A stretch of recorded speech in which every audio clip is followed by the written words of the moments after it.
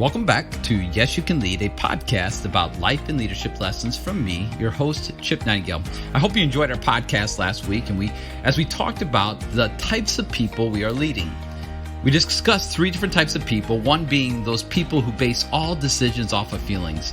I'm sure you have experienced this. If you have children, you definitely have experienced this.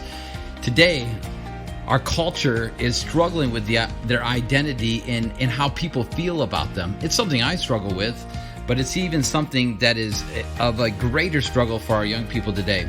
And the second thing that we discussed was we are leading people who will not stay. The average person only stays at their job 2.9 years, meaning just under 3 years is the average of someone staying at your job. And that number is actually decreasing. And the reason that they're making those changes is just because that's the norm. They're constantly changing. Their parents are moving all the time. They're moving from school to school. There's lots of things that are creating this environment where people just don't stay. They're ready to move on to the next thing. And the third thing that we talked about was people who only care for themselves. Today we have a culture where we define things based on how you feel, and that you should care only about yourself, not how you care about others. And it's totally different than the culture before. Our grandparents, they were willing to walk through hard times and stick and work through it. Today, we don't. We basically move away from them. So basically, we were leading people who only, unfortunately, care for themselves. Today, we're going to talk about 3 key principles I believe that leaders need to show for people to actually want to stay at their job. So let's dive right in. The 3 things I want to talk about today are vision, value, and consistency. Vision, value, and consistency. One of the things I began to realize as I was pastoring a church, and it was something that I learned when I had my business before pastoring that church, is the importance of having a vision.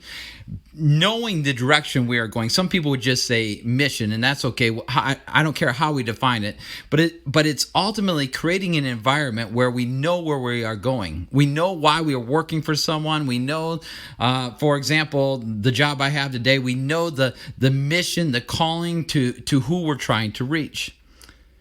I think it's important that we understand that vision is one of the things that people are looking for in order to align themselves with. If they're not aligned with that vision, we might as well just let those people go. If they're just sticking around just for the job, they're not there for the right reason, and probably aren't going to stay even the 3 years as we talked about in the last podcast. We need to have a vision, and we need to be able to understand and communicate what that vision looks like. So when I have opportunities to speak with organizations, companies, churches, teams, etc., the first thing we do is create a vision. This is the thing that drives people to follow you and keeps people from leaving you. Visions need to be simple. Your vision needs to drive a simple message. See, vision needs to easily be communicated. And if it's not simple, it's hard to communicate it. At our church, we used the phrase for our vision statement, or our mission statement was love, reach, disciple. And it was a simple form of love people, reach people, and disciple people.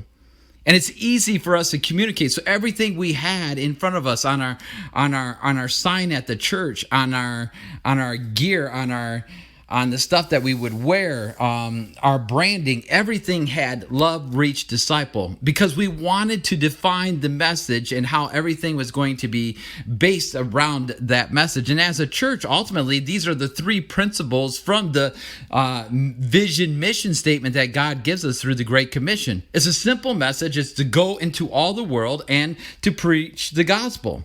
Love, reach, and disciple. So really all churches have this simple message, and how they align in it. The other churches use 3 different words, or maybe they only use 2 words, but ultimately the purpose still is, how are we as the church loving or reaching or discipling people? Vision cannot be in conflict with each other. When you are a large organization, it's easy to forget the vision and create your own vision. I have a friend who is buying up companies, and as he buys up company, he has to bring his vision into those companies in order for those companies to function as one. It's the reason it's important is so that we have a guidepost and that they're not all moving in their own specific direction. Doesn't mean that they can't have some sort of identity within or a vision within the vision statement, but it's important that the main vision from the CEO or from the leadership team is consistent. Ultimately, it keeps the organization's main thing the main thing. And it helps people understand why they are coming to work for you and why they are staying. So obviously, the first thing I ever talk about when I come into an organization to help them with establishing a culture for the future is, what is your vision? What is your vision? Maybe your vision is very simply, we want to reach an age group from 30 to 35. Well, that will drive the vision. It'll drive what type of music you're going to use. It'll drive what type of marketing you're going to do. It's going to drive what type of curriculum you need. It'll be the driving force to keep you centered. Interesting enough, though, it'll be far more reaching than the group you choose. But what it does is it establishes the value of who we are and the most important thing. So when we have to say no, we can go back to the vision and say, how does this fit within the vision? If it doesn't, it's easy to say no. If it does, then it's easier to say yes. So that's why we start with vision. The second thing is value. Value. I was reading this article, and I have put a link here for this article. Is why do we need to feel valued? I love what Joe Schran, the author of this article, says. He says, respect leads to value, and value leads to trust. See, when people feel valued, they will stay.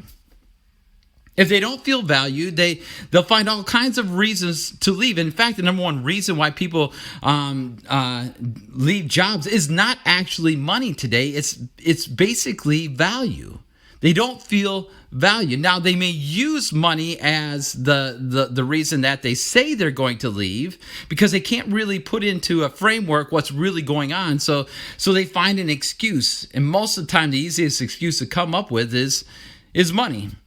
So we need to understand as leaders that respect leads to value. We have to respect the employee that is in front of us. If we don't, we're going to run into problems. We're going to run into some issues. If we want people to value us, we need to, as leaders, value them. Let me repeat that. If we want people to value us, we as leaders need to value them. It's something that's very hard, especially for the culture of the boomers. They just assume that you're going to value the product and that's enough. That you're going to give to something and that's enough. You don't need a thank you because you're doing what you're supposed to do. Well, unfortunately, that's not how it works today. And I would argue that even the boomers and the great generation want to feel appreciative, because that has been my experience in growing the team of people as we minister to donors. They want to feel thanked, and they'll tell you, "I don't need to be thanked." But man, they sure let you know when they're not.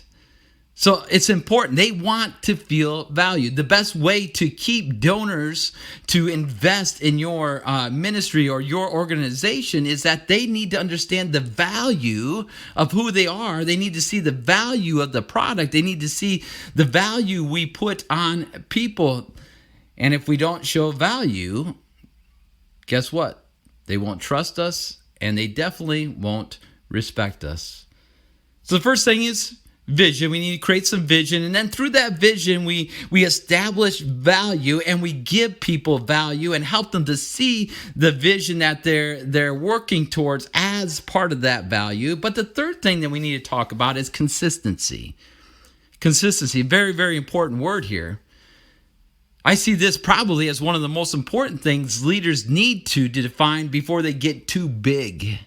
No matter how big your organization gets, it is never too big for word of how things are done to get out. We've been noticing that here at Word of Life. Interesting enough, there's 100 employees in New York, and there's 100 employees now in Florida. And you would think that there's 1,000-mile difference between the two locations. But let me tell you something. The employees communicate with each other. What happens in New York is going to get found out about in Florida, and what happens in Florida gets found out about in New York. And if there isn't consistency, they know it. And guess what happens? All of a sudden, they don't feel valued. It comes back to that second point. So it's important as leaders within our organization that we are consistent with the decisions that we make. Whatever decisions we make for one location, we have to understand that it's going to affect the other location as well. So we have to be consistent. Because if we're not, we're going to establish something that could become very dangerous and really hostile within our working environment. There needs to be consistency in pay, consistency in performance reviews, consistency in how we handle HR, consistency in discipline.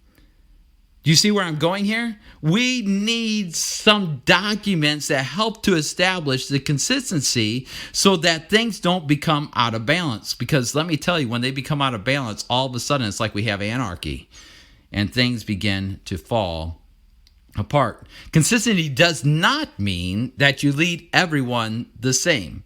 On paper, it means everything is equal and is the same. But we need to understand, and this is something I learned as a coach, as a pastor, as the president of a company, that we need to lead people through who they are. And sometimes that's going to look different. I mean, if you don't know what I'm talking about, be a parent. We have to even train and teach our children differently. You still need to know your people and lead them how they need to be led. This is a great way of helping them to see that you value them. But the problem is, I think we as leaders get in this mode of urgency and hurry and trying to make more money and all these types of things. And we look at building these relationships as a chore. But let me tell you something. The reason why that people are leaving from 2 to 3 years from an organization is because they don't understand the vision, or they lost the understanding of the vision. Maybe when they first came in, they were like, I'm excited about this job because of their vision. But when they got there, it was like, man, they as a company don't even understand their vision. But then through the process, because we weren't willing to be consistent in how we treated our employees, consistent in how we nurtured our people, all of a sudden they don't feel valued. So in closing, here's some quick thoughts. And I know that there's a whole lot more we could talk about this. And in fact, I'm going to do a podcast just on consistency at some time. And maybe I'll do a podcast on all three of these specific points at some time. But what we need to understand is that as leaders, vision, value, and consistency are really the key principles in understanding how to lead. If you are not doing these things, I would encourage you to take a big step back and apply these principles to your leadership so that you can lead your team that more effectively. If your vision is already defined for you, create vision that meets the vision of the organization. Don't create vision that creates conflict or confusion, because let me tell you something. What's going to happen is people are going to leave. There's an area of our ministry that I see that there could be some conflict there, that there could be some issues there. And the numbers have begun to dwindle down a little bit. And the key way of bringing that back is to make sure your vision fits and it brings value to the main vision of the organization. Make sure that people understand their role in meeting the vision of the company. By doing this, it will be easier to show value and be consistent. Well, I hope you enjoyed our show today. If you have listened this far, would you do me a couple of favors? First, Push follow on your favorite podcast app so that you will know when the next episode hits. And secondly, leave a review and share this with a friend. Our hope is to grow in these leadership principles together. These things are things that I am learning as I am working through them. So I'm communicating them to you. And as I do research of these things to help myself be a better leader, I'm hoping that I am helping maybe someone like me or someone who is out there to be a better leader as well. If you did not know, I wrote a book. If you or someone you know is struggling with conflict, tell them about Ceasefire, Finding Peace When All You See Is Conflict. You can buy this book on Amazon or go to my website at chipnightingale.com. Thank you for being a part of our show today. We will be back in a couple weeks, and until next time, this is Chip Nightingale, and yes, you can lead.